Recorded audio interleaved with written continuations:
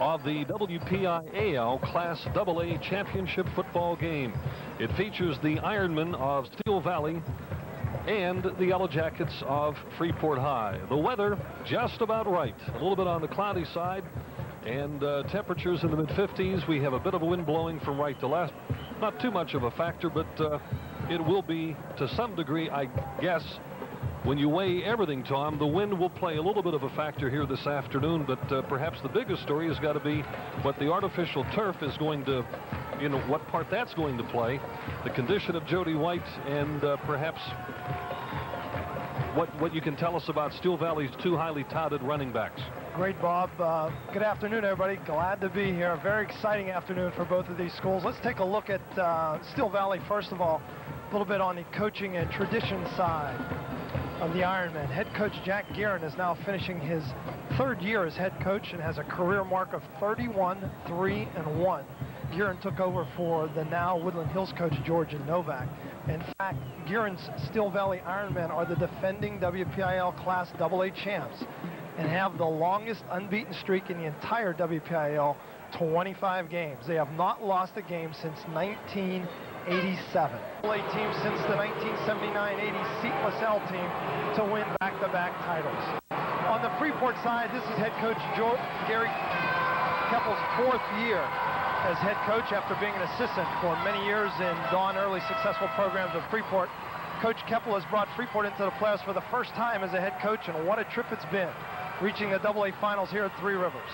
The Yellowjackets, like the Ironmen, have been one of the best football programs of the 80s, as Freeport has been to the playoffs 12 times overall and 6 times in this decade. They were in the finals once in the 80s, losing to Jeanette 26-7 in 1981. On the playing side, and a little bit about the season for each team, Steel Valley, obviously, if you have not lost in 25 games on our defending champs, you have to have some outstanding athletes. Two of the very best play for the Ironmen, quarterback Marcel Weems and tailback Orlando Doolin. Weems, 6'2", 190. In last week's playoff win versus New Brighton, had a season's worth of stats in one game. He scored 5 touchdowns on runs of 1, 10, 13, 32, and 86 yards. One of those runs was a kickoff return. That was the 86-yarder. He rushed for 124 yards, added 1 interception, kicked 6 extra points, and quarterback defensive back kicker Marcel Weems accounted for 36 points and 236 yards of that 42-13 win over New Brighton, and he gave a new definition to doing it all.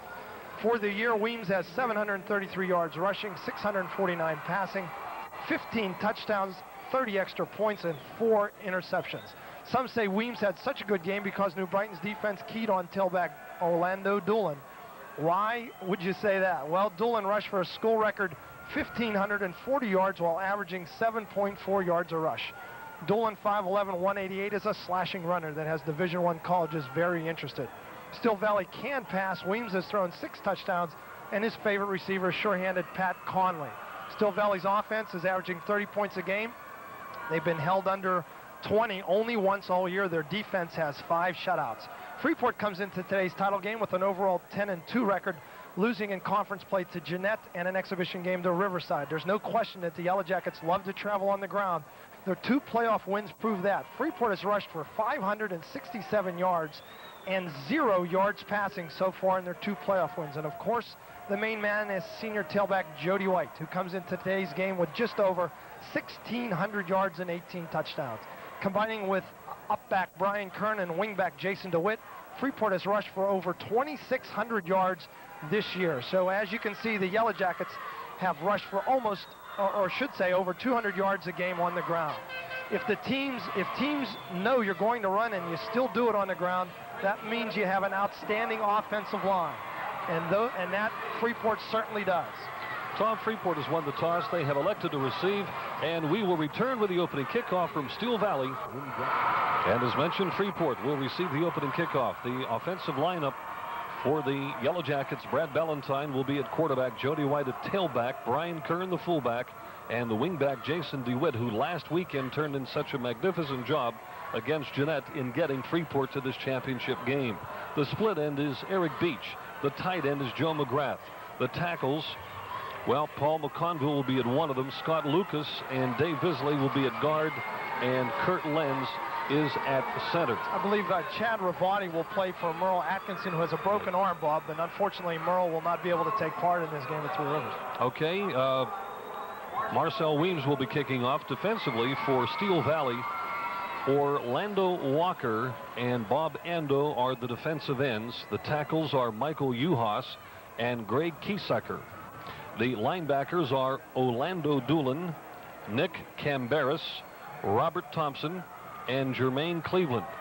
The cornerbacks are Jason Zakis and Jason Schweinberg, and at safeties you will find either Marcel Weems or Pat Connolly, and this one is about ready to get started. Here's the kick by Weems. It bounces inside the 30 and is taken at about the 11-yard line by number 80, and that is Eric Beach.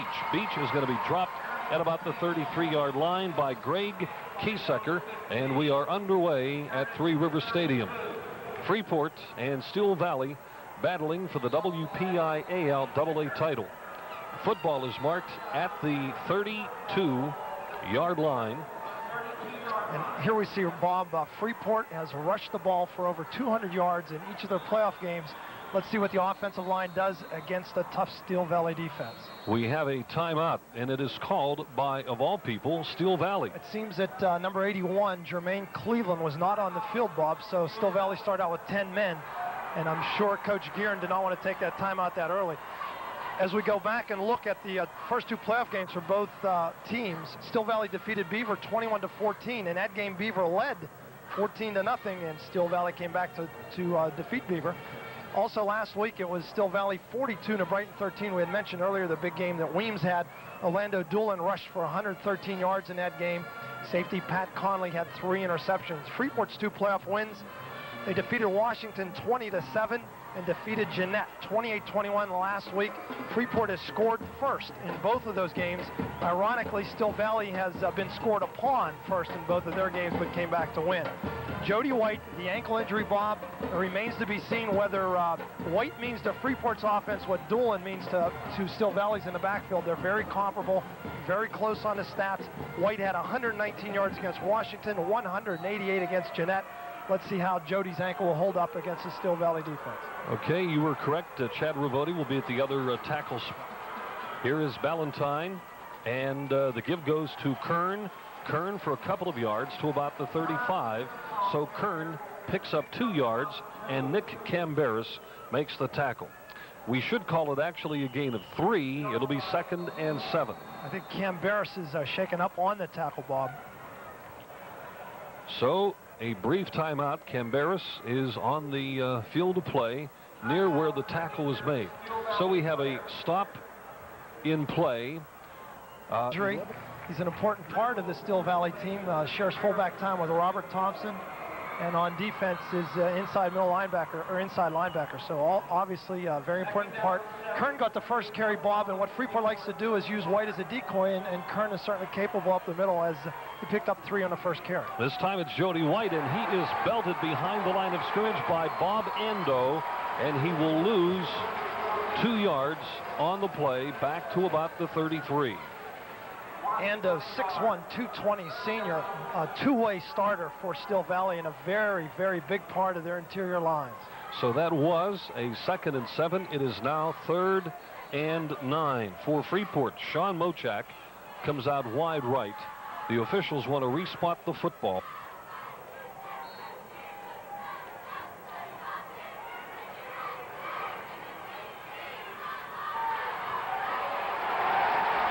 This one's not going to get anything. And the Jackets are going to be forced to punt the football. Robert Thompson made the stop. That was a delayed draw, and Freeport in a passing situation gave the draw to Jody. Jody White gets no gain, and Freeport, after 3 rushes, will be forced to punt.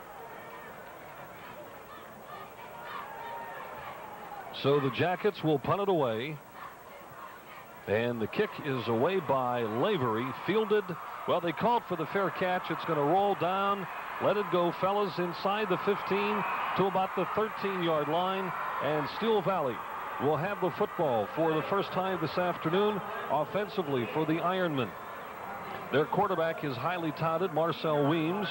The fullback, Nick Camberis. the tailback, Orlando Doolin, and he's another one you got to keep your eyes on. The split back, Jason Schweinberg. The ends are Jason Zakis and John Uhas. The tackles, John Bayes and Orlando Walker. At guards, Bob Ando and Greg Kiesecker. The center is Mike Uhas. This is Weems. And they're going to grab at the line of scrimmage and spill for no loss. Orlando Doolin, and Terry Van Dyke was the first man there defensively for Freeport. So there was no gain on the play for not Orlando, but Orlando Doolin, who wears number 32. Second down and 10, and they say that Marcel Weems can air out the football. Right now, receiver goes wide to the left. And he gives again to the tailback, and they've got him again. The tackle this time was made by Joe McGrath, and Chad Ravoti was also there. Doolin. And Doolin again carried, and he got nothing. I think what's happening, Bob, it's almost like two fighters. Both teams rush the ball extremely well, but both teams have outstanding defenses. And right now the defenses are showing why these two teams are in the title game. So it is now 3rd and 10 for the Ironmen. This is Weems, who crouches low behind the center. And Doolin gets the call, but he only gets to the 16-yard line. A gain of about 2. Give him 3. It'll be now 4th and 7. Visley for Freeport. And Van Dyke combine on the play. With that excellent punt by Lavery, Bob, in a defensive stand, Freeport is in position to get some good field position here. It is Brian Kern, number 21. And Eric Beach, I believe, Bob. And back to punt is Cam Barris. And this one is going to roll and take a reverse bounce, and finally will be marked at the 43. But Freeport let it go as Eric Brown, along with Brian Kern, were back to take the kick. So Freeport now in possession of the football. Each team has gone 3 and out on their first possessions. We have 7:48 on a turning first quarter clock with no score from Three Rivers Stadium. We would like to add again, Bob, that Freeport does not have a yard gained through the air in either playoff victory. They've been strictly a running team. Let's see how it comes as they're strong left. Ballantyne gives, coming around the left side, picking up the first down. Looked like Ryan Redmond. Nope. Yes, it was. It is. Redmond picks up the 1st and 10, and Robert Thompson makes the hit. It is marked at the Steel Valley 46-yard line. That was an 11-yard pickup by Redmond, the first down of the game. That's Freeport's counter play. If Freeport is known for anything, it is their counter play. They love that play, and it pulled off a couple touchdowns against Jeanette last week. And Ryan Redmond with an 11-yard pickup for the Yellowjackets. Good shot of Ballantyne over center. Ballantyne to White, and White's 3rd carry of the afternoon. That's short yardage to the 45. Maybe a yard on the play. Kiesecker was there for Steel Valley at the 45, so White picks up 1 yard. It is now 2nd and 9. Bob Tattern with Tom Dinga from Three River Stadium in Pittsburgh for this afternoon's WPIAL Class AA Bracket Championship game. Freeport in white, 2nd possession of the afternoon. 2nd and 9 for Ballantyne, and it goes to White. White hit after a short gain to about the 44. And Nick Cambaris was there along with number 55, Mike Uhas. So it's now 3rd and 8. Cambaris seems to still have a little lingering problem, maybe with an ankle, Bob, shaking that out. He's been tough from that middle linebacking spot. There's no question that Steel Valley's defense keying on White so far. Let's see if Freeport comes back with the counter on 3rd and 8. And we're better than halfway through the opening quarter. This is a sweep around the right side by Jason DeWitt. And DeWitt is up near the 40. Tackled by Nick Cambaris. And they will mark it near the 39, so he gained, I'd say 4. about 4 yards on that play. Right, Tom? Freeport will punt it away. Lavery is back to do the kicking. So give Freeport 4 yards on that last carry. Lavery, high kick. Fair catch is called for by Weems at about the 13. So a break in the action with 5:13 to play in the opening period. There is no score, and we'll be right back. In the first period without a score, Weems hands off. Robert Thompson carries the football for a couple of yards, tackled by Dave Visley, and it's a gain of 3. The line of scrimmage was the 15. They picked up 3 to the 18-yard line. Steel Valley with the problem, of course, now at field position, don't really want to put it up in the air, so trying to stick to the ground, staying away from the turnovers. Steel Valley with Thompson and Cam Barris substituting a fullback, 2 big fullbacks to go along with Doolin in the backfield. Weems on the count, gives to the tailback, and they're going to meet him head on. Visley is assisted. He escapes momentarily, but I think Scott Lucas helped out on that tackle, and they'll pick up 2 yards to the 20. 3rd and a long 4, I should say, for Steel Valley. Doolin showed you why he is that Division I prospect with that slashing run. He was stopped at the line of scrimmage by Visley, shook off that tackle, went to his left, and Scott Lucas was there to help out. So it is now 3rd and 5. Neither team has passed the football. Weems goes again low over center, and this will be his first pass attempt. Or will he run it? He's got the first down at the 30, and is going to be brought down by Eric Beach across the 35. Looks to be about, depending where they mark it, Bob. Well, from the 20 to the 32, about a 12-yard gain, or make it 13, actually. Give him 13 on the carry. Marcel Weems, and the first down of the afternoon by either team. Nice misdirection play that time as Weems had some blockers out in front of him. Nice fake to Doolin. Weems rolled left and showed his speed. 3 minutes and 22 seconds remain in this opening period. Doolin is at the 40, 45, and is clipped out of bounds short of the 50-yard line by Chris Hoffman. It's going to be a 14-yard pickup that time for Doolin, up to about the 47 of Steel Valley. So it's the second first down of the afternoon. Consecutive first down plays by the Ironmen of Steel Valley. And they have possession at the 47. And you can see why early those 2 backs, Weems quarterbacking and Doolin from the tailback position. Doolin not only has some speed, but has really broken some tackles here early in the first quarter. First down and 10 for the Ironmen. And somebody jumped offside for Freeport. It'll be a 1st and 5. The penalty marker thrown, and 5 yards stepped off against the Yellowjackets. Again, there was no score. 3:13 as the clock stops on the penalty march-off. Down to the 8, and it's the first time that either offense has been across the 50. First down and 5. Here's Weems over center. 2 setbacks. Flanker to the right side. Weems looks to throw. He's got a man wide open on the one side, and fires incomplete to the short man. Pass was intended for John Uhas. It goes incomplete. It's a good call, Bob, because with the 5-yard penalty, it's up a 1st and 5. So Coach Guerin obviously felt a good time to try the first pass from midfield. Did have some receivers streaking down the right side. Freeport had good coverage in the secondary that time by Brian Kern and Jason DeWitt. And Weems rolled left and threw wide, so it's 2nd and 5.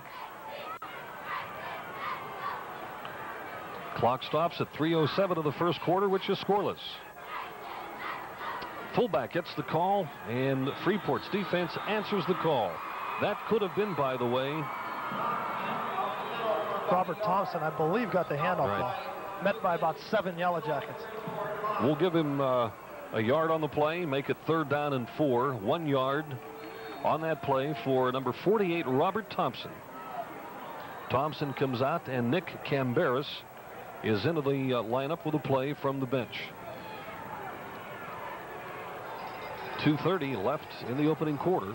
Steel Valley looking for their 3rd first down on this drive. And Weems, unless he runs with a football, intercepted by Freeport. Intercepted by number 21, Brian Kern. And the Jackets convert the turnover at their 39. So the first pass that is caught by anyone is an interception. Bob, Weems did have a receiver, and Kern did a nice job stepping in front of the intended receiver. Would have been enough for the first down, but Brian Kern with a big interception, and the Yellowjackets with the first turnover of the game with 2:10 left to go in the first quarter. Clock is running. Out of the eye, Ballantyne, Kern, and White. White wide to the right side, looks for the block, and is going to be dropped after a yard gain on the play. Making the tackle was Robert Thompson, number 48. So Jody White picks up 1 yard on the play, and it is marked at the 40. Unofficially, Bob, Jody White on 5 carries with 1 yard from scrimmage. It may be Steel Valley doing an outstanding job on defense. It just doesn't seem that Jody has that that quick step that he usually has to the outside. We'll see if that improves or doesn't as the game goes on. 2nd down and 9. Kern gets the call. Kern struggles for 2 yards to the 42. Kern was spilled on the play by Nick Camberis. He's been in on 5 tackles so far in the first quarter, Bob, and you can see why he's a very important part of that linebacking crew. So a gain of 2, 3rd and 7 for the Jackets at their own 42. And we are down to the last minute of this opening quarter. Freeport has rushed the ball 9 times, has not attempted a pass yet. Let's see what happens here on 3rd and 7. On the counter play, it's Redmond again, Bob. Redmond carries, and he was awfully close to the first down. I think he's going to get it. But where they gave him momentum from our angle, his forward progress where the referee's standing right now would give him a first down. They're going to stop the clock and bring the chains across to make absolutely sure, but it appears from here that Freeport does have the first down, and they have yet to get into Steel Valley territory, but right now they're about a yard away. That was a 7-yard pickup for Redmond, and one interesting thing so far, Bob, Redmond in 2 carries has 18 yards. That's more than he had the entire 2 playoff games. So that's that counter play again that Freeport likes to go to, and it was the way we called it, just enough. The length of the football for first down. So with 35 seconds left to go in a quarter, Freeport picks up their 2nd first down of the game. And Ryan Redmond has 18 yards on 2 carries, as we mentioned. Freeport now just on this side of midfield. We're in the last 30 seconds of the quarter. There is no score. Ballantyne gives to Kern. Kern struggles and gets inside the 45 down to about the 44. And that very well could have been the final play of the first quarter. It was a 6-yard pickup, Bob. It's going to make it a 2nd and 4. As you mentioned, we're winding down here at the end of the first quarter. They won't get the play off, and the first quarter has come to an end. There is no score at Three River Stadium. The Freeport Yellowjackets and the Ironmen of Steel Valley. I'm Bob Tattern, and along with Tom Dinga, we will return to Three River Stadium after this timeout. Some of the cheerleaders from Steel Valley getting into the act here this afternoon.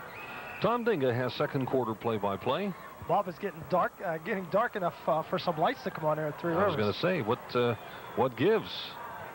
The Yellowjackets 2 first downs in the first quarter. Steel Valley with 2. Freeport rushed the ball 11 times, no passes. Steel Valley rushed the ball 8 times and attempted 3 passes.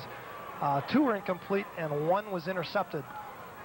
So a pretty even first quarter. Freeport's had the better of it on the field position side, but other than that, it's been pretty even. But the Yellowjackets now on the move. Second down, a long 3 after that 6-yard pickup by Kern.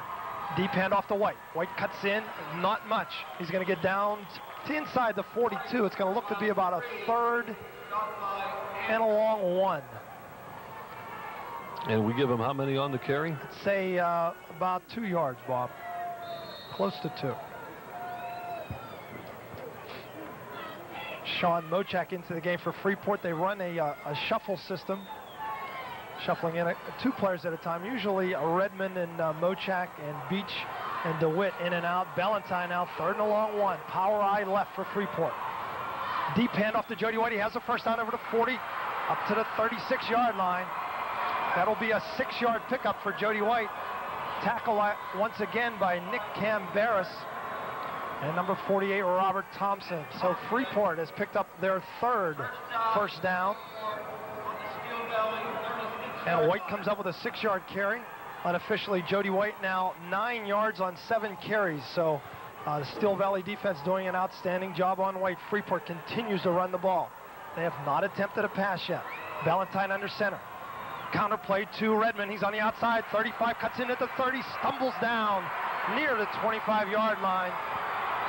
Close to another first down. Chad Ravati is shaken up behind the play for Freeport. Real dazed right now. Into the game will be, I believe, Van Dyke for Ravati. It is a first down. Freeport's 4th of the drive. And there goes Chad Ravati off the field, number 53 for Freeport. Was shaken up through a nice block on that counter play. And Ryan Redmond, Bob's been the story here in the first half on that counter play. 28 yards on 3 carries unofficially. And the Yellowjackets are down to the Steel Valley 26. Ballantyne is out. It's Kern and White in the backfield. DeWitt in a slot to the right. Fumble. Ball's on the ground. It looks to be no official signal yet. Steel Valley thinks they have it. Yeah, Freeport's come up with it. Looks like Van Dyke and Ballantyne were both down. It looks like Ballantyne got his own fumble. And Steel Valley almost came up with a big break there. Turns out to be a 1-yard pickup for Ballantyne. All right. Give Ballantyne, that's a hard one. Give Ballantyne 1 yard. It's 2nd and 9 as Eric Beach comes split to the right side. Redmond now in the wingback position on the right. Kern and White in the backfield. 2nd and 9. Fake to Redmond. Ballantyne rolls right. His first pass of the day is out and completed to Brian Kern at the 18-yard line. So Ballantyne completes his first pass of the playoffs down to the 18. It will not be enough for a first down, but it will bring up a 3rd and 2. Now, I'm not going to think field goal, but for those watching this particular contest, these are not high school goalposts, which are 21 feet in width. These are used by the pros. They are 18 feet in width. First pass attempted and completed. Ballantyne now 3rd and 2 under center. Deep handoff to White. He has the first down. He's at the 15. Shakes off some tacklers down to the 12. First down, Freeport. Tackled that time by Pat Conley from the safety position. Jody White picks up Freeport's 5th first down. So it's spotted at the 13-yard line. Say a 5-yard pickup. Unofficially, White now with 14 yards. Steel Valley 7 carries. Very quickly brings in Kurt Bloomberg and John Deas. So the ball spotted just outside the 12. Freeport still has room for first down. Power eye left. Ballantyne, deep handoff to White. Stutter steps and he's down at the 10. Nice tackle, I believe, by Ando that time. Bob Ando, number 77. Nice play as he reached out and tripped up Jody White. And it's only going to be a 1-yard pickup as they mark it at the 11. 2nd down, 9 yards to go. We have 8:40 on a turning 2nd quarter clock. AA championship, Freeport trying to win their first ever football championship in the WPIAL. They've been to the playoffs 12 times, 6 times in the finals. Looking for the big one for the first time. Ballantyne fakes to White, looks in the end zone, wide open. Is Sean Mochak for the touchdown? No, Joe McGrath for the touchdown. Number 85, I thought it was 86, but it's 85, Joe McGrath. Beautiful play fake to Jody White. McGrath was behind everybody, and a nice soft pass by Ballantyne. And in this case, Freeport has crossed up Steel Valley. Freeport has rushed and rushed and rushed the first 2 games. They've come out with 2 completions on this drive. So an 11-yard touchdown pass to Joe McGrath, and quarterback Brad Ballantyne will line up for the extra point. The snap is down, the kick is up, and good. Brad Ballantyne, who's kicked 4 out of 6 up to this point in the playoffs, makes it 5 out of 7. And in the first quarter, or second quarter play with 8:19 left, Freeport 7, Steel Valley nothing. And we'll return to Three Rivers Stadium with a Freeport kickoff right after this. As the Yellowjackets go on top, 7-0. They've done that every game, and Steel Valley has trailed every game. Ball's picked up by Doolin at the 25, dances outside to the 30, retraces a step and is down at the 25. Eric Beach on the tackle for the Yellowjackets. Had some help from Paul McConville, and Steel Valley will take over at the 25. The Ironmen have not had a real good field position. They've started their drive so far from the 13, the 15, and the 25. We didn't bring you Freeport's starting defense, but the defensive ends are McGrath and Stuyvesant. The linebackers are Lavery and Bisley. The tackles, well, Steel Valley's about ready to get this one going. We'll continue after the next play. Weems under center, deep handoff to Doolin. Doolin stopped in the backfield by number 77, Visley. Dave Visley is going to throw Orlando Doolin for a 2-yard loss. He'll mark it back at about the 22.5. First time Doolin's been thrown for a loss today. I was looking down to see if Ravodi was in at linebacker. Defense. Yes, he is. He plays his linebacker position with Terry Van Dyke. So Kern, White, DeWitt, Beach, and Lucas, and along with McConville, round out the Freeport defense. It's going to be 2nd and almost 13 as Marcel Weems brings them out. Weems, the handoff to Doolin again, up the middle, and he fights his way over the 25 to the 26-yard line for a 3-yard pickup.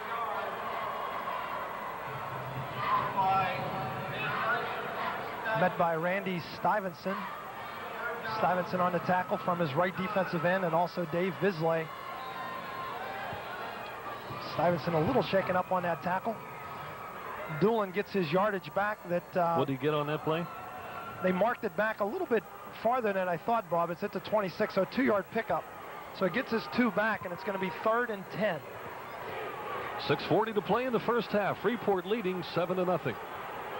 Marcel Weems brings the defending champs back up the center. He's back, scrambling to his right. He has some room. Now gets to the outside, chased by Ravodi, tackled by Beach at the 27-yard line. It's going to bring up a 4th and 8. Weems, protection broke down, scrambled to the right side, was chased by Ravodi and Beach and Brian Kern. Beach got to him, knocked him out of bounds, so it's going to be 3rd and 8. Give Marcel Weems 2 yards on the scramble. Steel Valley does not pick up a first down on this possession. And in punt formation is Cam Barris. He does a little bit of everything for Steel Valley. He's at his own 15. The punt is up. Short. Fielded by Beach in midfield tackle. There's a fumble. Kern goes for it. Still loose. The ball's still loose, and Steel Valley recovers at the Freeport 45. Eric Beach came up to field that punt at the 50. It was a tough punt to field, but he did make the catch, but on the tackle was popped loose. Recovered by Steel Valley, and I believe was number 21, Gino Clifton, with the recovery, and a big break for Steel Valley at the Freeport 45.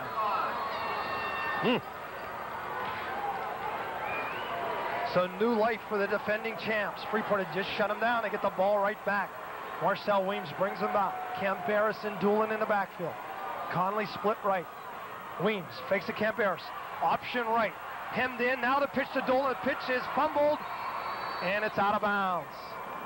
And Weems shows you a little bit as chased down by Brian Kern. I was just thinking, Bob, of some of the things we read this week, and head coach Gary Keppel had mentioned that Weems reminds him so much of Major Harris on that option play. You could see why. Big and strong, quick, hemmed in, and looked like 3 guys ready to bring him down, and still had strength enough to pitch it. Went out of bounds, so it was actually a 2-yard gain on the pitch out. And it was a heads-up play by the part of the youngster who tipped it out of bounds because he didn't want to play hot potato with it. It's at the Freeport 43. 2nd and 8. Thompson shifted somewhat to the left now. Unbalanced eye, hand off to Doolin. He's over to 40, nice tackle. Coming up from his quarterback position was Brian Kern. Doolin was over to 40, just inside of 40 to the 39. I'd say about 3 yards on that carry to set up a 3rd and 4. No, actually 3rd and 5. 3rd and 5. Scoreboard's wrong then, Bob. Freeport leading with 5 minutes left to play in the first half. 7-0 is the score. Both defenses have made it tough on Orlando Doolin and Jody White. Two big runners have found tough going here in the first half. Big play for Steel Valley. 3rd and 4. Weems to the up back. Camberos bounce off a tackle. Carries tacklers down to the 35. Nick Camberos with Dennis Lavery on the tackle from his left defensive end, helped out by linebacker Terry Van Dyke. 35. Is it enough for the first time? Maybe I called it too early, Bob. It's a little bit short. They got a couple of yards on the play. Excuse me, viewers, looked like he fell down over to 35, but they marked the ball just out. It's going to be 4th and less than the length of a football. 4th and less than 1 with 4:10 left to go in the first half. Obviously the biggest play of the first half so far. Weems up. Brings him under center. Marcel hands off to Doolin. He has the first down. He's inside the 35 to the 32. A 3-yard pickup tackled by Brian Kern. Orlando Doolin with the head of steam from that eye spot. And he is awful tough when he gets ahead of steam. Camberos down on the sideline, number 10 for Steel Valley, still having some problems working on the shoulder area. And that seemed to come from the very first tackle of the game, Bob, that he had from his linebacking position. So Robert Thompson back into the game as the up back in the eye. Jason Schweinberg split right, Conley split left. Pat Conley's their leading receiver. Weems under center. Fakes to Doolin. He's looking for Conley. No, he has some room. Rolls left. Brought down from behind on a nice tackle by Randy Stuyvesant. Boy, it looked like Weems had some room, and Stuyvesant came pinching in from his right defensive end, made a big tackle. Shot of Stuyvesant on the screen right now. Stuyvesant for the Jackets. 5'11" junior, 165 pounds, so he'll be back next year. 1-yard carry by Weems. Makes it 2nd and 9. 3 minutes exactly left to go in the first half. Freeport 7. Steel Valley nothing. Marcel Weems so far 0 for 2 through the air. Let's see what the Ironmen do here. Weems going to roll out. He's looking to pass. He has Conley going deep in the end zone. Now covered. Weems rolls right, and he's tackled by Ravati out of bounds. Right at the line of scrimmage, Chad Ravati laid the helmet on the numbers that time, and an excellent tackle. Conley was going deep, covered well by Eric Beach in the right corner of the end zone. That's who Weems wanted. When Conley was covered, decided to keep the ball. No gain and possibly about a half-yard loss back to the original line of scrimmage. So it's more like 3rd and 10 now. 2:43, the clock has stopped. Timeout. Jackets defense has been the story of the game right now, as far as keeping this one 7-0. Timeouts remaining, 3 for Freeport, 2 for Steel Valley. 3rd and 10. 2:43 left. Conley now split left. Schweinberg slot left. Thompson and Doolin in the backfield. Weems straight back. He looks. He's covered and dropped in the backfield, and the sack goes to Lavery, I believe. It is. Dennis Lavery in on the tackle, and the Freeport defense has forced a 4th down. That was a loss of about 7 yards for Marcel Weems. 7-yard loss on the sack. So Steel Valley will try to hem in Freeport. Let's see if Beach or Brian Kern attempt to field this punt. 2:11 left to go. The clock is turning. Both defenses have been tough. Freeport was able to put together a 61-yard drive. Camberos back to punt. For Steel Valley, it's a fake to the up man, and he's open. It's the 35 to 30, the 25, down to the 20-yard line.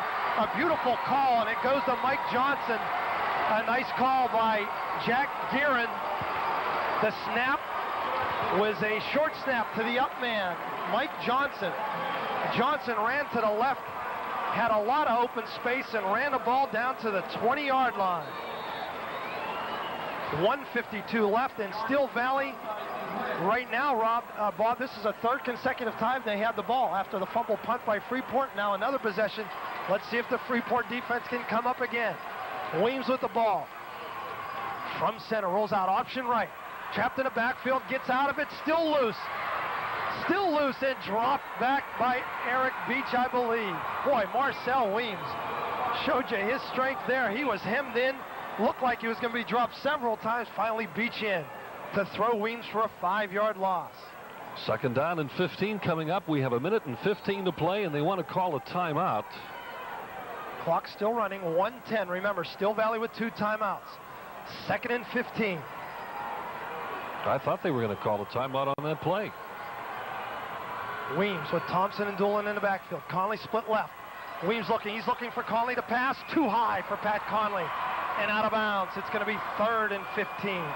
Freeport's defense rising to the occasion. Back there was number 41, of course, DeWitt, and number 21, Brian Kern, along with Stuyvesant, I believe.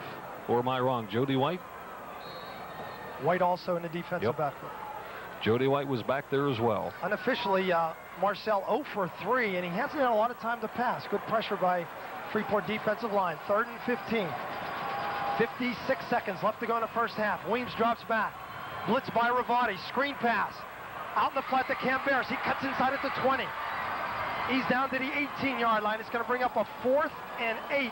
And let's see if Steel Valley uses one of those timeouts now. They're calling for it from the bench, and they get it with 40 seconds left to go in the first half. It will be 4th and 8. That pass play was a 7-yard screen pass to Cam Barris. 7 yards picked up on the play, and a timeout has been called with 40 seconds left in the first half. And we will keep it right here. Bob, we've mentioned that Freeport's defense, if they come out of this first half unscored on, will have to get a tremendous pat on the back, because they've been on the field now for about 6 minutes. They stopped, if you remember, stopped Steel Valley down at their 25. Steel Valley punted. Freeport fumbled the punt at midfield. Steel Valley took over at Freeport's 45. Drove down and then had to punt again, but the fake punt. Mike Johnson on a nice call by the Steel Valley coaching staff and Jack Guerin. Mike Johnson runs it down, so Freeport's defense back on the field.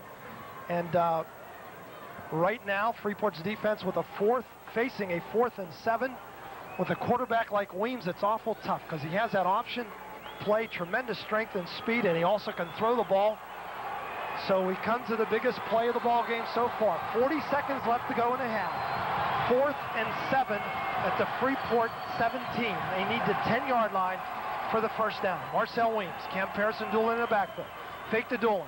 Weems looking, under pressure by Stuyvesant. Stuyvesant gets him the pass in the end zone. Intercepted by Jason DeWitt in the end zone.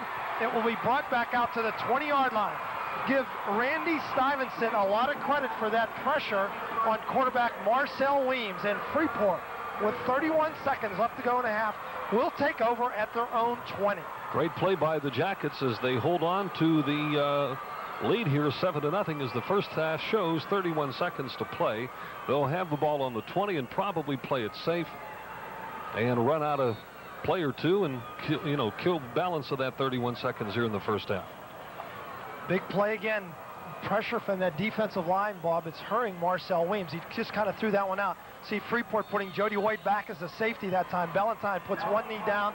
I'm sure that Steel Valley will let the clock run with one timeout left. And you see the Freeport fans across the way standing, exhorting their troops on. Steel Valley right underneath us.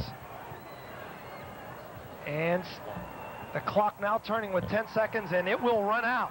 And at the end of the first half, it's the Freeport Yellowjackets 7, the Steel Valley Ironmen nothing. I'm Bob Tattert, and along with Tom Dinga, we are at Three Rivers Stadium, and high school football will continue in just a moment.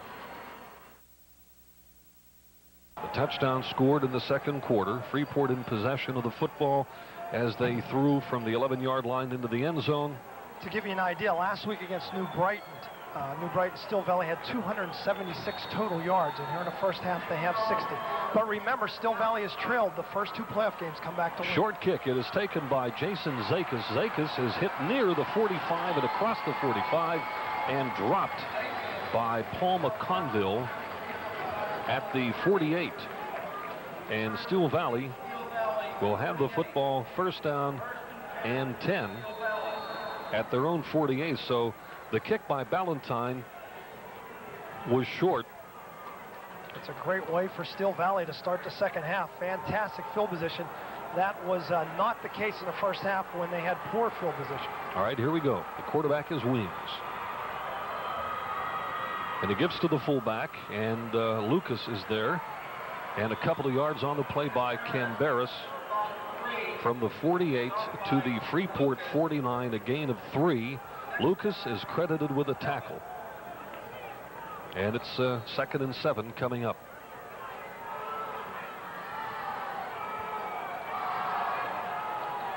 Steel Valley once again trailed the first 2 games, 14-0 at Beaver and 7-0 at New Brighton.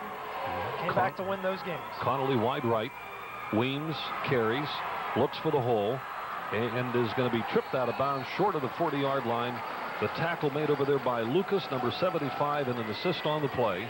A 4-yard gain, an assist on the play by Brian Kern. He is short of the first down by about a yard, so he picked up actually about 7 yards on that carry. Well, it was about 2nd and 7, ends up to be 3rd and 1. All right. 3rd and long 1, so they're going to give him about 5, I think, on the scoreboard. 3rd and a yard at the Freeport 42.5. To the tailback Doolin. Doolin has the first down at the 30, at the 25, sidestepping and is going to go in. He's out of bounds. The official claimed he went out of bounds at the 17. He could not walk the tightrope down the near sideline, and the official has marked him down at the 17. That was a 24-yard pickup for Orlando Doolin, and he ran a sweep, had the seam, and Jody White just got a hand on him just enough to get Doolin to step out of bounds. So Steel Valley, with that great field position, has started off the second half with a bang. Clock stops at 10:51 of the 3rd quarter. Freeport leading 7-0, and Steel Valley's Ironmen are threatening at the Jacket 17. Marcel Weems, the quarterback, number 1. Doolin carries the football, looks for the hole, and is brought down over the 15-yard line. Visley was one of them. An assist on the tackle by Joe McGrath, and it's a gain of 4 on the play. 2nd and 6. The ball is marked at the 13-yard line. So Orlando Doolin and Marcel Weems, the two players that were picked in the Post-Gazette Fabulous 22 yesterday, both came up big here early in the second half, coming up big, as there are the 2 athletes leading Steel Valley down the field.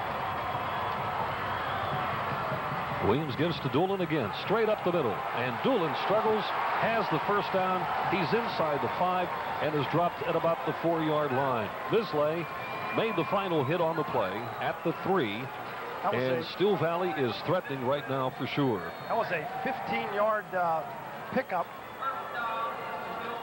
And Orlando Doolin here in the second half has ripped off 3 big ones and running very well so far for the Steel Valley Ironmen. Down at the 3, Freeport timeout, Steel Valley. Yeah, Steel Valley is going to call the timeout. And as they do, we have 9:52 to play in the 3rd quarter, and we'll return with more high school football action from Three Rivers Stadium right after this. Just wonder, Bob, at the end of the first half, when Freeport's defense had 3 straight stands without getting off the field, if that's taken anything out of him here early in the second half. Weems over center, 1st and goal at the 3. And this will be a touchdown for Thompson. He's into the end zone, pursued over there by Jason DeWitt, but he will get in for the 6. And the score comes with 9:48 to play in the 3rd quarter as Steel Valley picks up the tying touchdown. Now for the decision to go for 1 or for 2. A 7-6 Freeport lead.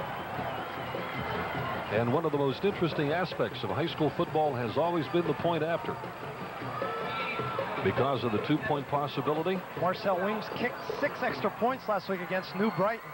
Jason Zakis on the hold. The snap, the kick is up, and it is good. And we have a tie ball game from Three Rivers Stadium. Freeport and Steel Valley are all tied at 7. 9:48 to play in the 3rd quarter. Part of the jubilant crowd here from Steel Valley, whooping it up after the extra point got through the uprights, and it's a brand new ball game, starting again from square one. Freeport will have back Ryan Redmond, I believe, number 20. No, it's number 80. That's Eric Beach. on the return team for the Jackets. That drive took 2 minutes and 12 seconds. It was a 52-yard drive, capped off by Robert Thompson's 3-yard touchdown run, and we're all even here in the AA WPIAL final. Short kick. It's a free football taken by Kern, and Kern goes from the 32 to about the 38. Well, they'll mark it a little bit short of that. Maybe well, they got it marked at the 38. 6-yard return on the kickoff. You know, that's an interesting play in high school as well. A high short kick. You can get that thing up high. Yeah, it's a free football. Especially bouncing off of AstroTurf. You don't know where it's going to go. Ballantyne approaches. Man over center.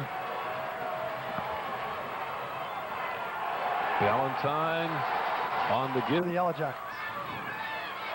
And here's DeWitt. DeWitt at the 40, at the 45, at the 50, at the 45 of Steel Valley, and thrown out of bounds. And the football is going to be marked at the Steel Valley 43-yard line. A gain on the play. It's about 24 yards. I was going to say near 25. We'll give them 24. Depends where they mark it. Nope, moved it up. It's more like 20. The first official was standing at the 38. It's back at the 42. All right.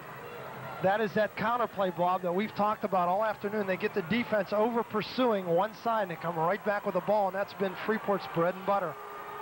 So the out-of-bounds play stopped the clock at 8:46. The pitch comes back to White. White looking for blockers. I thought I saw a penalty flag. I'm not sure, as White is dropped for no gain on the play.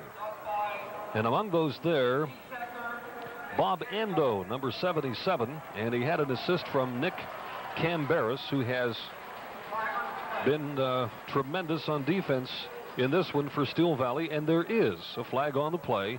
It will go against Freeport. Bob, there's only been one penalty, one in the first half, and it was against Freeport 5 yards, and now the second one of the game, Steel Valley, is yet to be penalized. So Freeport gains a yard, give Jody White 1 yard on the carry, and a penalty back of 10 yards from the spot of the foul. It will be second and about 19. Freeport back at their own 49-yard line. Clock running. 8.5 minutes to play. Third period. Game tied at 7. And Freeport finds themselves in a long situation. White looking to pass. He's got nobody down there. And it was almost intercepted by McConville, and it goes incomplete. I think he knew that, Bob, and I think he just out-threw everybody. Saw there was no coverage, and no one open, and he had nowhere to go, so I think he just overthrew it on purpose. Almost intercepted, I should have said, by Pat Connolly. I believe it was number, is that 93 or am I wrong? 93. It looks like 80. It is. Pat Connolly. So on the incompleted pass, it is now second and 19. White and Kern are in the eye with a man in motion. This time Ballantyne on the draw. This is White. White is up near the 46-yard line of Steel Valley. Gained about maybe 5 on the play. And again, that Nick Camperis is there, number 10. That monster position he must play just gives him you know, he can rove. He covers the field. Yeah. Outstanding job for Steel Valley from the linebacking position. 3rd and 13 for Freeport. 7:49 left to go in the third. Beach is out wide to the right. The left end is in tight. That's McGrath. And this time it goes to DeWitt. DeWitt is going to be met by Camperis, among others, at the 45. Connolly was also there. And they're going to give him 1 yard on the play. 4th and 12 coming up. And the Jackets will be forced to punt the football away. 7:23 showing on a turning third quarter clock. Game tied at 7. Lavery back to punt at his own 42.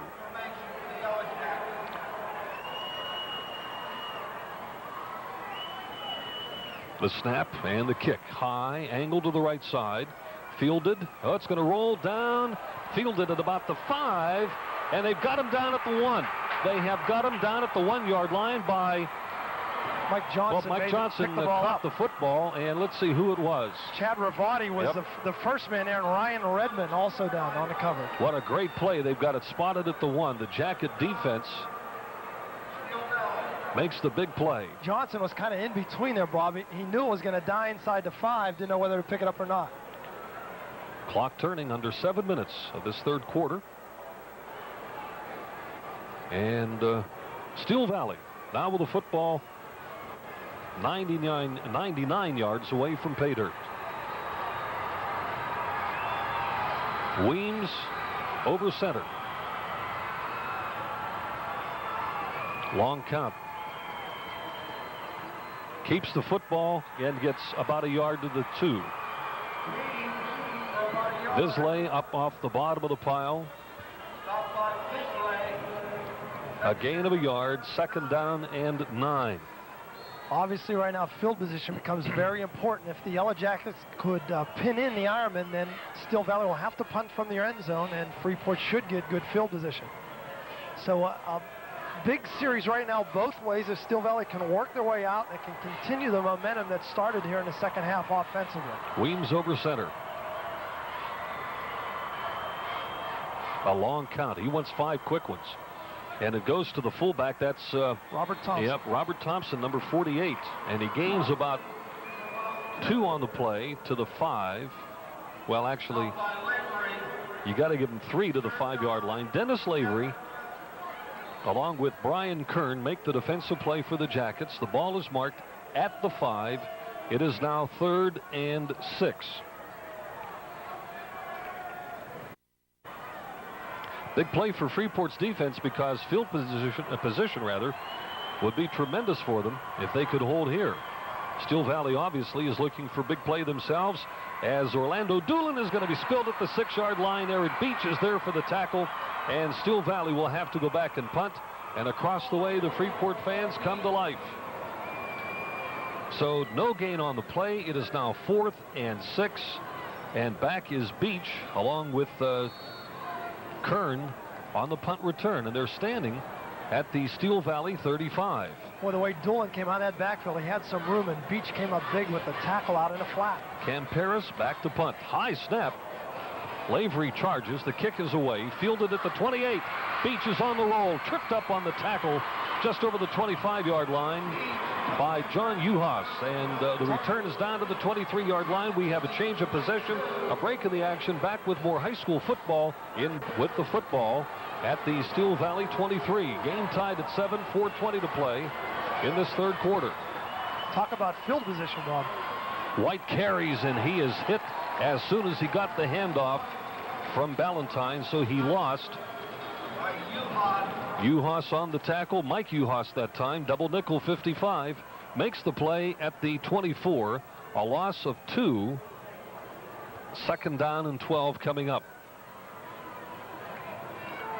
Third quarter, game tied at 7. Freeport, by virtue of a great defensive maneuver, got good field position after the exchange of punts. For this exchange of a punt from Steel Valley. Ballantyne looks to throw. McGrath, no, he throws over the head of number 41, Jason DeWitt. He reverse. Beach is hit at the 25 and it goes into the end zone. He's got a way out there too far, and it's over the apron of the far sideline, and it goes to Doolin, and Doolin is going to be hit for a loss of about a yard on the play back at the 24. Visley, Lucas, and Here in the second half. And this is Doolin. Doolin has the first down. Doolin wide left. He's in the open. He's across the 50 and is going to be knocked down. And as soon as I said that, Orlando Doolin rips off a big carry on defense. First down and 10 for the Ironmen at the Freeport 41. Doolin is met by Lavery and is dropped back at the 47. He will lose 6 yards unless they spot it differently. Well, McGrath and Lucas also did a nice job holding up that sweep. They're going to mark it at the 45, so he lost 4 on the play. 2nd and 14. Good, right? Weems looks to throw. Chased, fires. It is caught by Connolly at the 40, at the 35, and is near a first down at the 32. In Kern. And they have, since we have taken the commercial break, brought out the stretcher. And they are still tending to him, and now the effort to perhaps get him on the stretcher. They have that flat board out there, Tom. You were mentioning earlier about the tremendous support of the Freeport fans, and should they win this, when they have elected not to go to the state finals. That, I believe, was a school board decision, though. It's a hotly debated issue, Bob, as to whether teams should go beyond the WPIAL playoffs into the state playoffs. Of course, the state playoffs conceived last year for the first time, and a lot of schools, they want to go through with that, thinking that the season is already a little bit too long and it cuts into other sports that are ready to start, and it cuts into their study time. And there's several reasons. But and then other schools say, well, we've been this far, and if there is a state playoffs, let's go for it all the way. And so it is, every school district has their opinion, and there are several different ones. Freeport has chosen not to. If Freeport would win this game, Bob, Bedford would go as the representative from AA here in the West. So Brian Kern, number 21, they have put the restraining straps around him on that flat board and will now pick him up and be placed on the stretcher and taken to one of the nearby Pittsburgh hospitals for evaluation and see what this is all about. Certainly anytime you get and we don't want to, as you can see Brian's head enclosed there, they don't want any neck movement, so obviously it's a injury to the upper part, the neck or the shoulder area, and in precautionary measures they want to make sure that nothing moves at all until they can get in and get a better look at him with his equipment off and that. So hopefully our prayers are with Brian, and hopefully it will be just a precautionary thing, and he'll be up and at him tomorrow morning. So Brian Kern already with a big interception here in the first quarter, and has been a tremendous part of this Freeport Yellowjacket team. Has rushed for over 700 yards on offense, and has been a big part of it on defense. So Brian, we're with you, so hang in there. Okay, getting back into action. When we continue, it'll be 3rd down and 2 at the Freeport 33. 3rd and 2 at the 33 for Steel Valley. So far this quarter, Bob, here in the third, Steel Valley with 100 yards offense, Freeport with 20. So Steel Valley has certainly put it on a little bit here in the third. We need a big defensive play for thinking Freeport. And Thompson has the first down and more. 8-yard pickup in a big hole off the right side. Scott Lucas along with number 60, I believe, on that play. Terry Van Dyke. All right, Van Dyke assisting on the tackle. It's marked just inside the 25-yard line, so it's an 8-yard pickup for Steel Valley. Game tied at 7:48 seconds on a turning third quarter clock.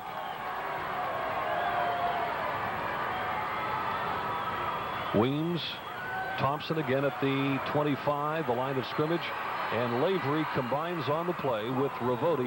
Redmond also on the bottom of that. Right. And Beach, I believe, was also there for the tackle, so they gain nothing on the play.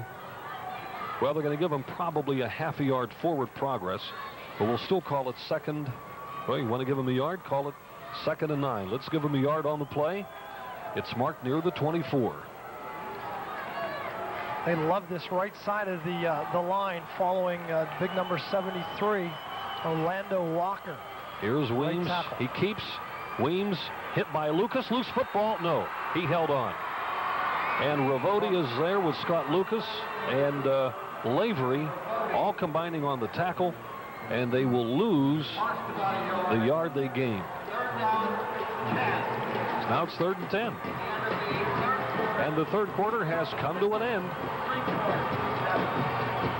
with Steel Valley at the Freeport 25. When we come back, the 4th and final. And Steel Valley has the football. It is now 3rd and 10 at the 25 of Freeport. Tom? Steel Valley with 4 first downs here in the second half, or in the third quarter, I should say. That was as many as they had the whole first half. And they're on the move. Their 3rd possession. They have 1 touchdown in the second half to make the game even at 7. Conley is split left. Weems under center, 3rd and 10 from the Freeport 25. Weems rolls left. He's looking. He's surrounded, chased, out of bounds by Ravati and Stuyvesant. And Visley assisted on the play. It's going to be a loss of about 3, so that's going to make it line of scrimmage at 28, 4th and 13. Now, you recall the last time they were near this particular area of the field, they faked the punt with a short snap and picked up sizable yardage. Marcel Weems has a very strong leg. He's kicked 30 extra points this year, but this would be a 45-yard field goal, so no thoughts of that. And here come the Steel Valley Ironmen, 4th and 13.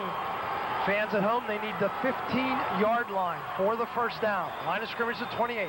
Weems fakes the handoff.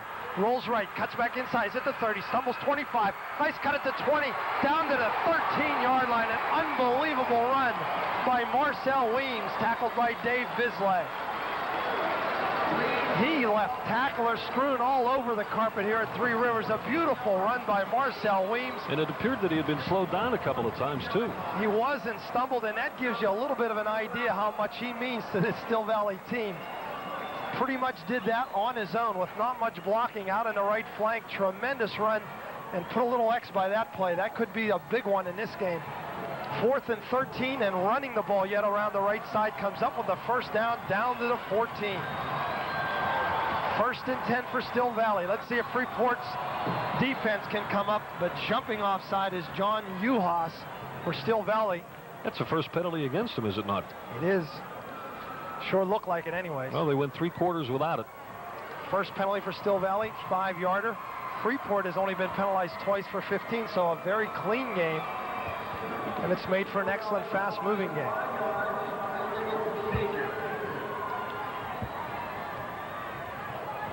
Weems on that scramble picked up 14. It was 4th and 13, and he had 1 yard.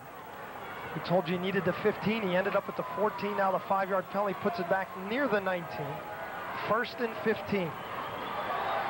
Steel Valley has attempted 1 pass this half and a 1-for-1 completion to Conley. Conley's 1-on-1 out here with DeWitt in the left flank. And that's who Weems is looking for. Conley rolls right, cuts back in, shakes Stuyvesant's tackle. He could go in. 10-5, touchdown, Marcel Weems. Randy Stuyvesant had him in his arms, and give Weems credit. The 6'3 quarterback bounced out of that tackle and went in for the touchdown. Beautiful individual efforts by Marcel Weems, and Steel Valley has taken a 13-7 lead. Bob, we mentioned early in the game that Weems is so big and strong, he's almost bigger than the interior linemen that block for him. And certainly the tacklers coming up 1-on-1, it's no disgrace not to bring him down. He is 6'2", 190. He is just a well, that's what's on the chart. He's a strong and quick quarterback, and it's 13-7. Official timeout.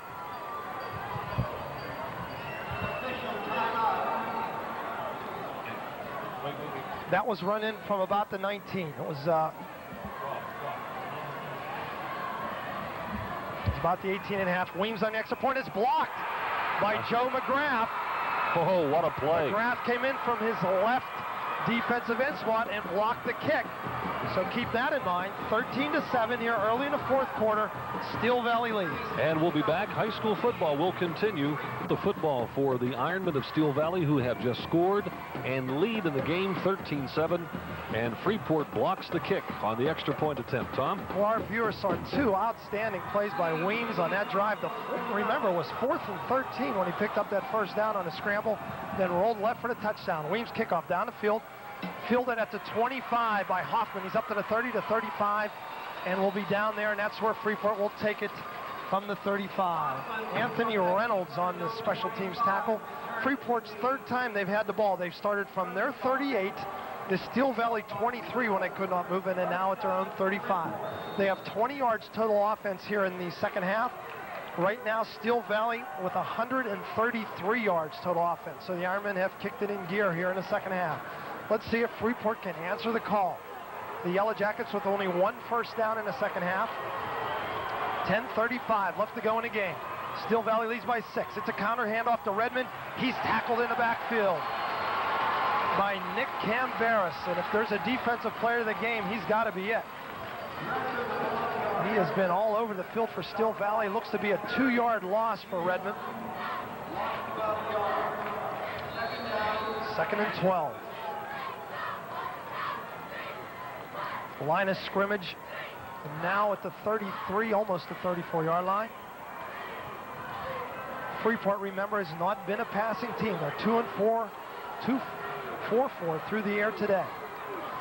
Valentine fakes. He's going to pass this time. He looks. He has Beach deep, and he has Lavery over the middle of passes behind Lavery, and that's going to bring up a 3rd down and 11.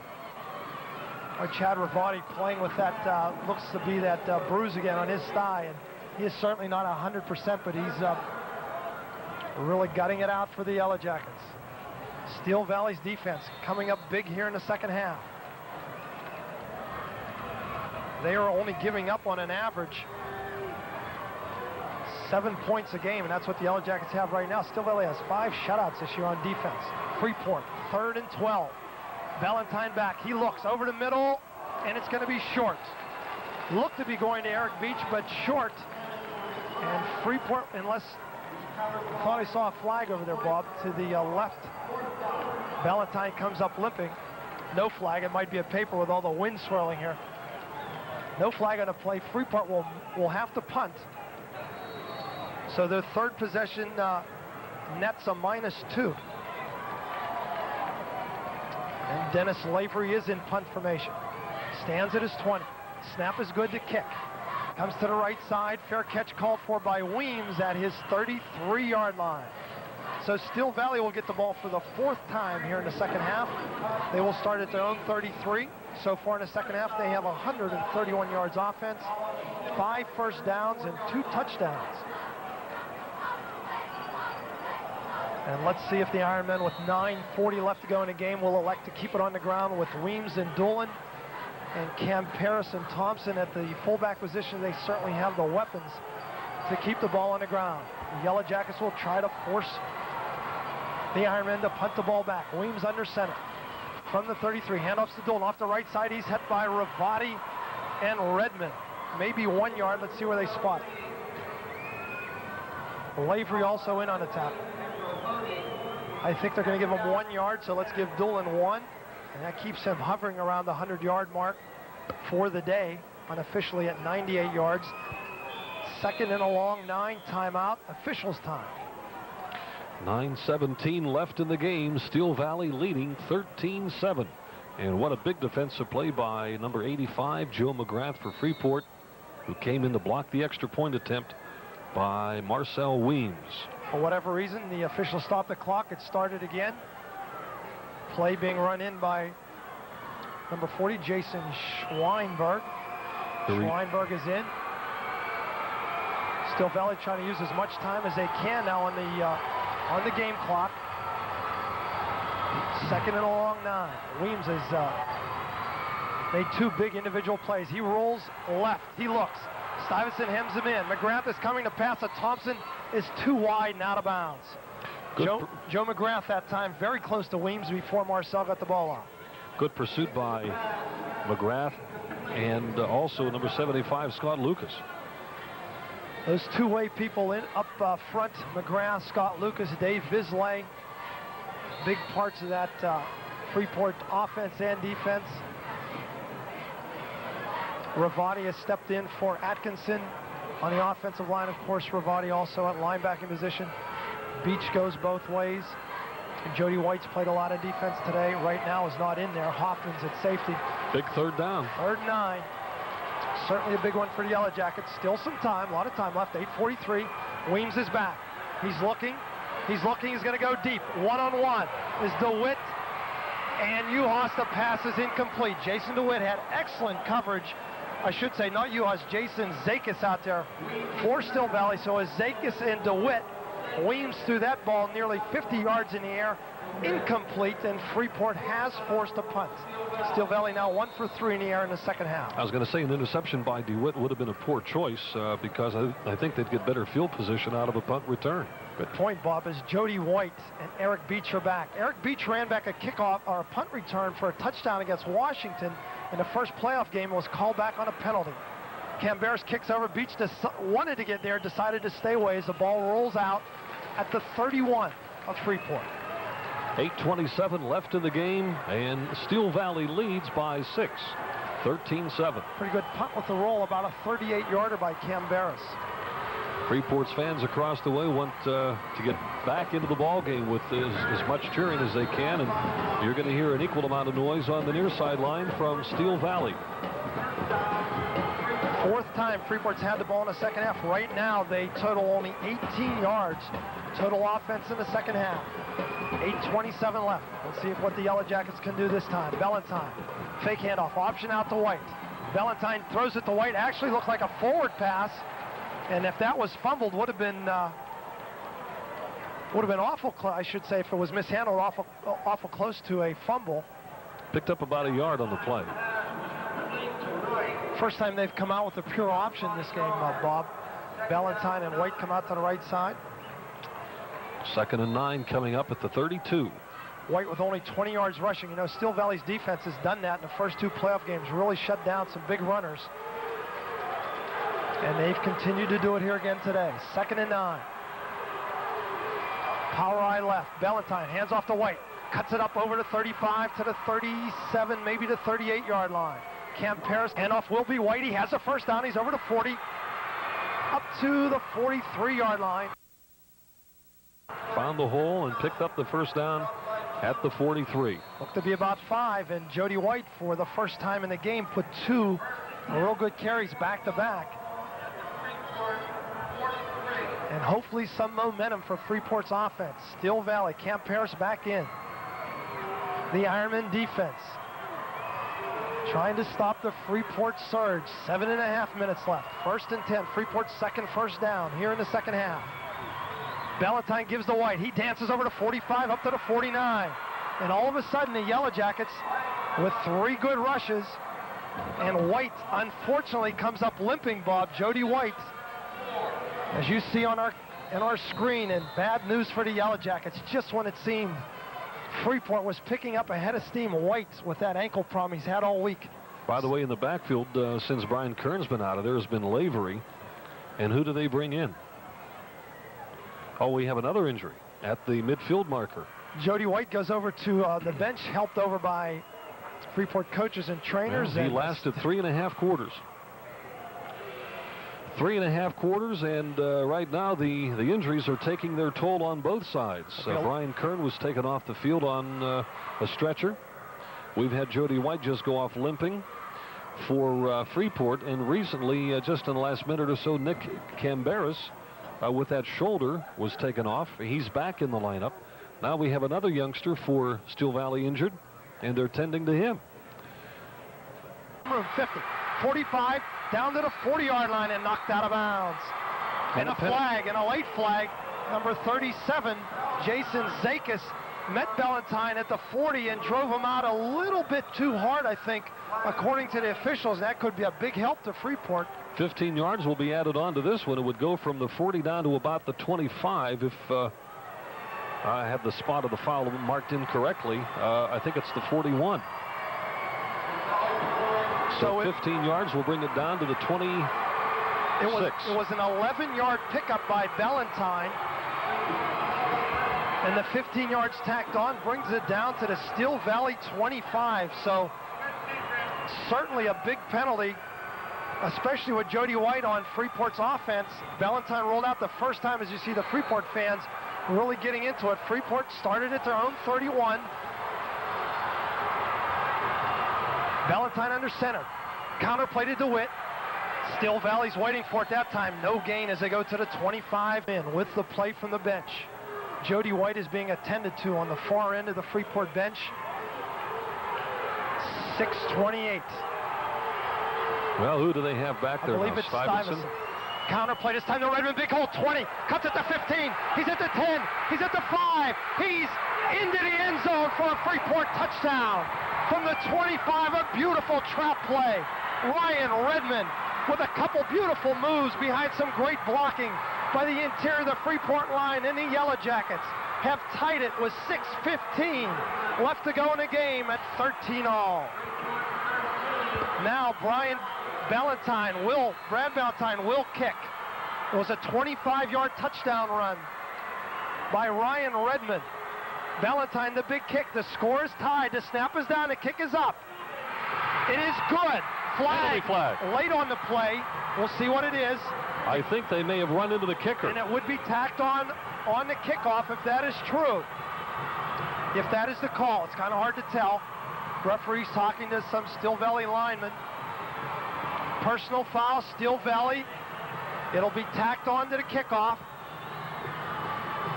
And Bob, it happened against Jeanette. For our viewers watching that aren't familiar with that game, Jody White went out of the Jeanette game limping in severe pain, and Jason DeWitt went for a long touchdown run, I believe it was 60-some yards. And on this drive, after White went out, Valentine scrambled for 11, 15-yard personal foul, and Steel Valley took it to the 25 after they held DeWitt on a run. Ryan Redmond on just a gorgeous trap play. Not only the blocking, but a beautiful run by Redmond for the touchdown. Valentine with the all-important extra point makes it 14-13. Now the personal foul is tacked on to the kickoff, or where the kickoff will originate, and that will be the Freeport, or now the Steel Valley 45. So 6:15 left, a lot of time left, especially with the explosive athletes Steel Valley has. What a game we have for you for the AA WPIAL final. Steel Valley, the defending champs. The kick is on the ground. It bounces over Uhas's head. Picked up by Doolin. He's at the 20. Tackled and brought down at the 20. We'll try to get the player head to, I believe it was number 30, and 23 and 30 for Freeport. Eric Brown and Dan Edwards with some good special teams play. Steel Valley will take over at their own 20. This is the deepest they've had to start here in the second half. Freeport's drive was 69 yards for the touchdown. What a time to put together a drive, and now with 6 minutes remaining, we're going to have a great ending to this one. Marcel Weems comes under center. Camp Harrison, Doolin in the backfield. Weems, deep handoff to Doolin. He has some room outside at the 25. Stiff arms Eric Beach and carries him down to the 31. And there's a flag, a late flag. Coming in late on the tackle after he was down was a flag, and of course the Steel Valley coaches were really on the ref saying, you gave it to us, now give it back, and that's what it's going to be, a personal foul. And those hurt, because it's going to go from the 31 all the way up to probably around the 46. Just outside the 45. Orlando Doolin, when he comes out on the flanks and with his speed, very dangerous, gave a great stiff arm to Eric Beach. To Beach's credit, he hung on, slowed Doolin up, went out of bounds. We didn't see the player coming in late that made the hit, but it gives Steel Valley their 6th first down. 5:45 left. Freeport 14, Steel Valley 13.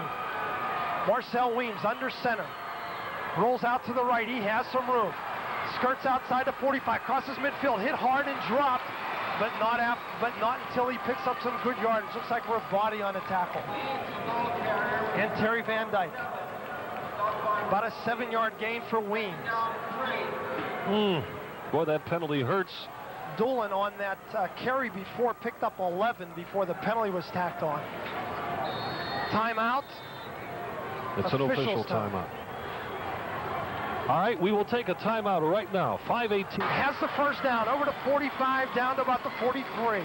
Let's take that break right now. It's at the 40 to play. There have been no turnovers here in the second half. 4:44 left to go. 1st and 10. Steel Valley with their 7th first down in the second half. Deep hand off to Doolin. He gets to the 40 to the 39. About a 4-yard pickup. It's going to be 2nd and around 6.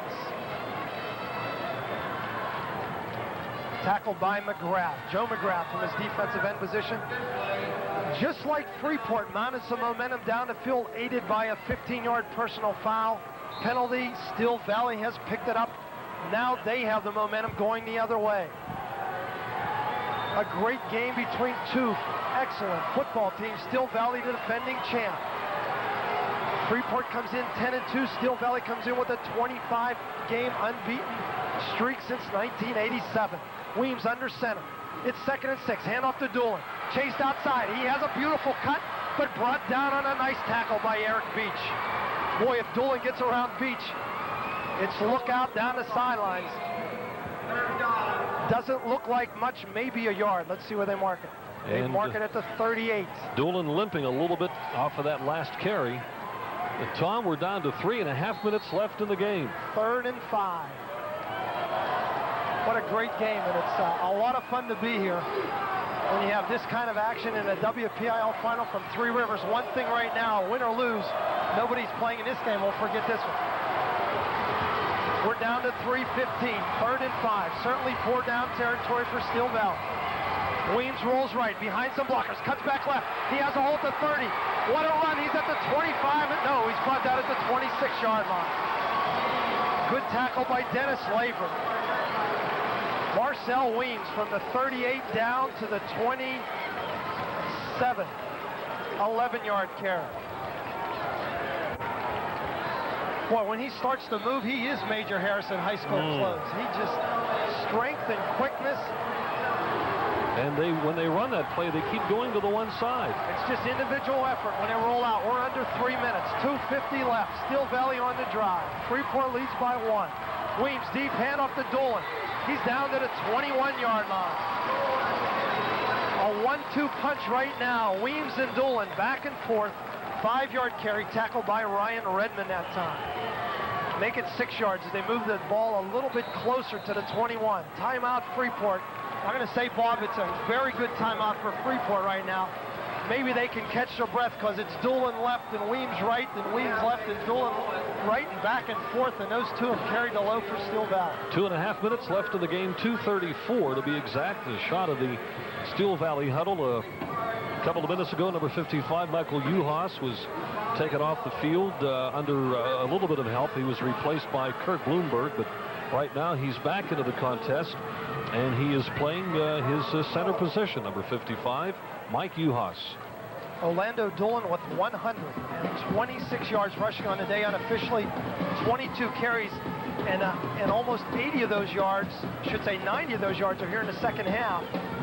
Doolin set the option play right, cuts it back in. I think he's going to have the first down. 2 players we've told you about all afternoon have led the way for Steel Valley behind some excellent blocking. Weems again to his left, cuts in. He's down to the 10 inside, the 10 to the 9. 1:37 left. Line of scrimmage is the 9. Weems is going to roll right. He's behind blockers. He's at the 5. He's at the 4. He's at the 2. The goal line, and they're going to mark it at the 1. We have time. Officials' time to move the sticks. Off. I don't think he got in. No signal. It's Robert Thompson, who had scored earlier here in the half. Marcel Weems. Look for the sneak here. No. Yes, it is. It's a rollout. They have him tackled. No, he gets into the end zone. Unbelievable effort by Marcel Weems with 20 seconds left. Eric Beach had him at the 5. Redmond and Hoffman came up. Just an incredible effort by Marcel Weems with 20 seconds left. Literally hurdled his body from the 5-yard line and scored. Just an incredible play. You can't blame anybody. Freeport's defense was there. You just have to credit the athlete. And Marcel Weems has continued what he's done the whole second half. Unbelievable play. If Beach brings them down, or if Freeport defenders get there, what if? Weems' kick is up and good. That makes it 20-14. The problem for the Yellowjackets, there are only 20 seconds remaining in the game. All right, Freeport will play. Weems once again with that strength just shook him off and dove into the end zone. He will kick off. 20 seconds left. Certainly not over, but precious little left. Very short kick. Bounces at the 35 to the 40-yard line. It was picked up by number 23 from Freeport, Dan Edwards. Freeport does have 2 timeouts left, but only 17 seconds left. The field position is good. The time situation is not for the Yellowjackets. They will take a timeout now. They will have 1 remaining. So Freeport with the football at their own 40 and 60 yards away from pay dirt, trailing by 6, 20-14. Freeport was down 13-7. He's a blocking back. Valentine's not going to have time. He's going to be sacked by Orlando Walker. Time runs down to 12 seconds. Freeport gave it everything they had, and it's an excellent, fantastic ball game that we're certainly glad to be a part of. Maybe one play left. Valentine back. 10 seconds. Throws deep, down the middle. Passes deflected. Picked off by number 40, Jason Schweinberger, with 5 seconds left. All clock will tick off.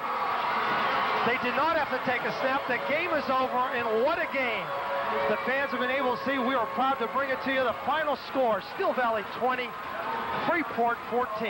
And we're going to bring you up to date on some statistics for you. And Tom, but we can recap the scoring. First of all, Freeport gets on the board, an 11-yard pass play to McGrath.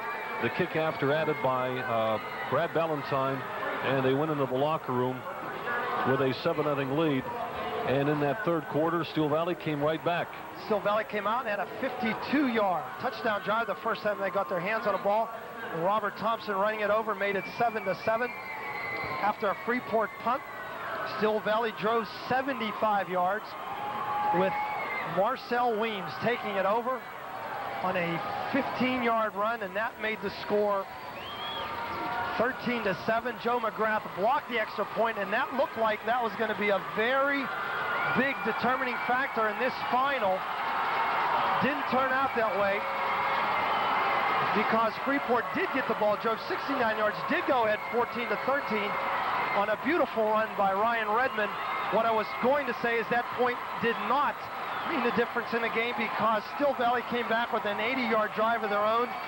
They went from the 8-minute mark down to the 22nd mark when Marcel Weems, with a play that will be etched in Freeport memory for a long time, faked the handoff to Doolin, rolled left. Freeport had stuffed it out. Beach and Redmond and a few other players over there. Weems shook off the tackle and went in from the 5 to score with 20 seconds left. One thing I'm just thinking about right now, Bob, Steel Valley scored their 3 touchdown drives in the second half were 52, 75, and 80. So nothing cheap about what shabby. Steel Valley did in the second half. Freeport's scoring drive was a 69-yard drive that was also a beautiful drive. And just what can you say? Neither team, you hated to see, I hate to say it because it's a cliche, you hate to see anybody lose in this one. It was just a well-played, a beautiful game to watch and to call. All right. Orlando Doolin ends up with 126 unofficially. Marcel Weems with 52 yards unofficially. Jody White was held to 31. It looked like Jody was starting to pick up steam. And his ankle went out again with about 9 minutes left to go in the game. We do have Doolin at 129. Weems at 75 yards rushing. Rob Thompson with 19 for Steel Valley.